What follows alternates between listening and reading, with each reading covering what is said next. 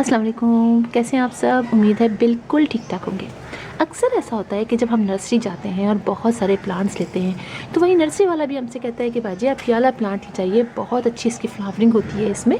और हम ले आते हैं। प्लांट छोटा सा होता है, लीव्स का कुछ अंदाज़ा नहीं हो पाता उस वक्त, और गल लाने के बाद फ़ौरन ही उसके लीव भी झड़ जाते हैं। हम काफ़ी परेशान होते हैं, लेकिन फिर जब केयर करते रहते हैं और थोड़ी देर से बाद जब उसमें लीव दोबारा से निकलते हैं तो हम पहचान जाते हैं कि कौन सा प्लांट है। लेकिन फिर फ्लावर का इंतज़ार होता है कि हो सकता है कि उस कलर का फ्लावर हमारे पास मौजूद हो, लेकिन जब फ्लावर निकलता है और कलर चेंज होता है तो बहुत अच्छा लगता है। यही मेरे साथ भी हुआ। मैं जब ये ट्रम्पेट वाइन की पौधा लेकर आई तो उसको बिल्कुल छोटा सा था, बिल्कुल छोटा सा, और अंदाज़ा भी नहीं हुआ। 30 रुपीज़ का मुझे मिला था, आज से 5-6 महीने पहले की बात है ये। तो मुझे अंदाज़ा भी नहीं हुआ और कि वो कौन सा प्लांट है। फिर लीव्स निकले और अब जब इसमें फ्लावरिंग हुई तो मुझे बहुत अच्छा लगा, इसलिए कि मेरे पास जो है ट्रम्पेट वाइन वो ऑरेंज कलर की है, और ये देखिए ये पिंक कलर का है। हल्का सा पर्पल लगता है लेकिन इसको पिंक कलर कहा जाता है। पिंक कलर का है और बहुत अच्छी फ्लावरिंग होनी शुरू हो गई है और बंचेस में होती है। मुझे बहुत अच्छा लगा, इसलिए कि इसकी केयर भी बिल्कुल वैसे की जाती है जैसे कि ऑरेंज वाली हम ट्रम्पेट वाइन की करते हैं। बहुत ज़्यादा सन लविंग प्लांट है और इसको हम ईज़िली पॉट में ग्रो कर सकते हैं। ज़मीन पे तो क्या ही बात है, ज़मीन में तो ये बहुत, इसकी वाइन जो है वो टिकोमा वाइन जो होती है वो बहुत ऊपर चली जाती है और बहुत अच्छी उसमें फ्लावरिंग होती है। इसी तरह इसको भी होता है। इसको अमूमन हम देखते हैं कि सड़कों के किनारे लगा होता है, लोग घरों के बाहर लगाते हैं, ऊपर ले जाते हैं और उसमें बहुत अच्छी फ्लावरिंग होती है। तो ये प्लांट सन लविंग प्लांट है। इसको आप अगर पॉट में लगाएं तो बहुत बड़े पॉट में लगाएं, तो कम से कम 16 इंच या 18 इंच या 20 इंच के पॉट में लगाएं, इसलिए कि ये बहुत फैलता है। जितनी हम इसकी कटिंग करते चले जाते हैं उतना ही ये फैलता है। और अगर आप इसको बुशी बनाना चाहते हैं तो कटिंग करते रहिए, तो ये झाड़ी शक्ल में बुशी प्लांट की सूरत में बन जाता है। लेकिन अगर हम इसको छोड़ देते हैं तो ये फैल भी बहुत जाता है और कुछ कुछ डी शेप भी हो जाता है, लेकिन फ्लावरिंग बहुत अच्छी देता है। बंचेस की शक्ल में फ्लावरिंग होती है और बहुत अच्छी होती है। 2 दिन तक इसके फ्लावर जो है वो इस पर लगे रहते हैं, उसके बाद झड़ जाते हैं और बहुत ज़्यादा फ्लावरिंग होती है। अच्छा, इस प्लांट को अगर हम ज़मीन पर लगाते हैं तो हमें कोई प्रॉब्लम नहीं होती, किसी तरह की मिट्टी में लगा लें। लेकिन जब हम इसको लगाते हैं पॉट के अंदर तो हम अच्छी रिच सॉइल बनाते हैं।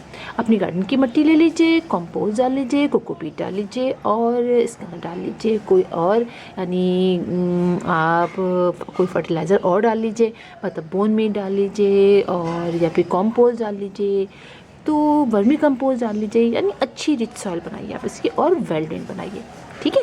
अच्छा, ये प्लांट अगर हम धूप में रखेंगे, वह बात है, इसको धूप, ये सन लविंग प्लांट है, जब इसको धूप में रखेंगे तो हम इसको हर वक्त मॉइस्ट रखेंगे, यानी पानी हम ज़्यादा डालेंगे।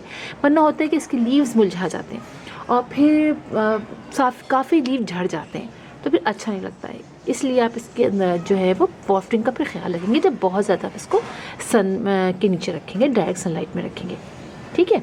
और दूसरी बात ये है कि इसको आप जब सीज़न ऑफ हो तो आप फ़ौरन इसकी कटिंग कर दीजिए, और या फिर ये कि जब इसका सीज़न आने वाला हो, बाहर का मौसम हो, तो आप कटिंग कर दीजिए, इसलिए कि ये गर्मियों में निकलने वाला प्लांट है। आप देखिए सर्दियों में जब मैं लाई थी शुरू में तो ये सूख गया था, बताया ना मैंने आपको, सारी पत्तियाँ इसकी झड़ गई थी। छोटा सा, बिल्कुल छोटा सा पाउच में था, पत्तियाँ भी सारी झड़ गई थी, एक डंडी सी बिल्कुल थी, बस उसी की मैं केयर करती रही और उसी के बाद ये सारे लीव निकलने, जैसे ज़रा मौसम चेंज होता गया, बाहर का मौसम आया, फिर इसके लीव निकलने शुरू हो गए और फिर बहुत तेज़ी में इसके ये अंदर फ्लावरिंग भी स्टार्ट हो गई। और अब देखिए गर्मियों का सीज़न स्टार्ट हुआ है और फ्लावरिंग है। और ये वैसे तो ज़मीन पे जब लगाते हैं या जब ये प्लांट बड़ा हो जाता है तो ये पे पूरे वक्त ही फ्लावरिंग करता था। सर्दियों में थोड़ी सी फ्लावरिंग इसकी ख़त्म हो जाती है या फिर कम हो जाती है, लेकिन जैसे ही मौसम ज़रा गर्मी की तरफ जाता है फ़ौरन इसके अंदर फ्लावरिंग स्टार्ट हो जाती है। और दूसरी बात ये कि इसको 15 डेज़ से हम फर्टिलाइज़ करेंगे, जैसे हम करते हैं, लिक्विड फर्टिलाइज़र डालते हैं। और चाहे तो महीने में एक दफ़ा आप थोड़ा सा कोई भी कंपोस्ट आप इस मिट्टी में थोड़ी सी, ऐसे छोटा पॉट है ना मेरा, मैं इसको बड़े में लगाऊंगी, इसलिए छोटे पॉट में ये चलेगा नहीं, क्योंकि एक डंडी सी थी छोटी सी, तो मैंने तो उसको इसलिए छोटे में लगाया।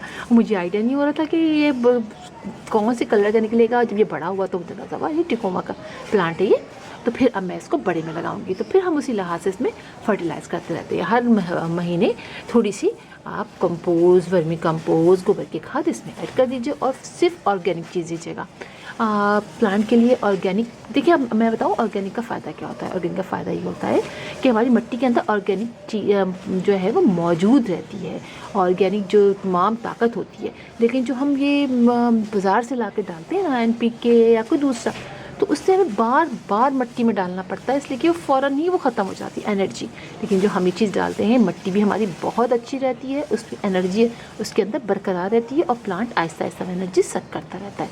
ये फ़ायदा होता है ऑर्गेनिक का। और दूसरी बात ये कि पेस्टिसाइड वगैरह का हर 15 डेज़ से आप इस पर स्प्रे कर दीजिए।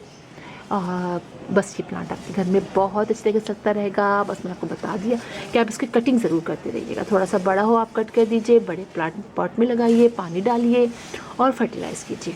तो टिकोमा के बहुत सारे कलर्स आते हैं और येलो कलर भी आता है, ऑरेंज होता है, डार्क और भी बिल्कुल पर्पल रंग का होता है। ये तो आपको पिंक है ना, वो बिल्कुल ऐसा जो कलर अंदर का आ रहा है ना, ये पर्पल टाइप का जो आ रहा है, डार्क पिंक आ रहा है, वो पर्पल टाइप का होता है, वो भी बहुत अच्छा होता है। अच्छा, बंचेस में जब ये खिलते हैं ना तो बहुत अच्छा लगता है। और आप में से वो लोग जो चाहते हैं कि आपके गार्डन में फ्लावरिंग प्लांट्स हों और फ्लावर्स हर वक्त रहें, तो फिर आप टिकोमा के यानी ट्रम्पेट वाइन वगैरह जो है इनको ज़रूर लगाइए। और ये चढ़ जाती है, आराम से दीवार को पकड़ चढ़ जाती है। आप किसी चीज़ से इसको डंडी से लगा दें, बांध दें, तो ये एक पूरी वाइन की शक्ल में ऊपर चढ़ जाएगी। फिर गुच्छों गुच्छों में फ्लावर आएंगे तो आपको देखने में भी बहुत अच्छा लगेगा।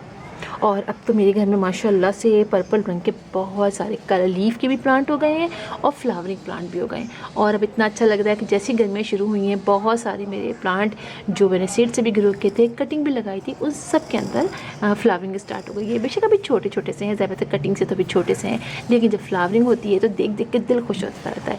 तो इसमें जैसे ही फ्लावर निकला, मैंने कहा आप लोग को ज़रूर आप लोगों के साथ शेयर करूँ कि आप लोग भी ला सकते हैं। और जो कराची में रहते हैं तो उनके लिए तो ये भी है कि अगर आप जाएँ नर्सरीज़ वगैरह पे तो आप छोटे छोटे पाउचेज़ ले आइए। वो आप अब जो पहले 30 के मिलते थे वो अब शायद 50 के मिल रहे हैं। 50 में पाउचेज़ लाइए, अपने घर में लगाइए, उन प्लांट्स की केयर कीजिए, तो आपको खुद भी अंदाज़ा हो जाएगा कि प्लांट की किस तरह हमें रखना है, कहाँ रखना है, किस तरह केयर करनी है। फिर आपको सब कुछ खुद ही अंदाज़ा आएगा। फिर आपको बहुत ज़्यादा पूछने की ज़रूरत भी नहीं पड़ेगी कि हम अपने प्लांट की केयर कैसे करें। तो फिर इंशाल्लाह आप लोगों से मुलाकात होगी किसी और वीडियो में, किसी और टॉपिक के साथ। तब तक के लिए अल्लाह हाफिज़।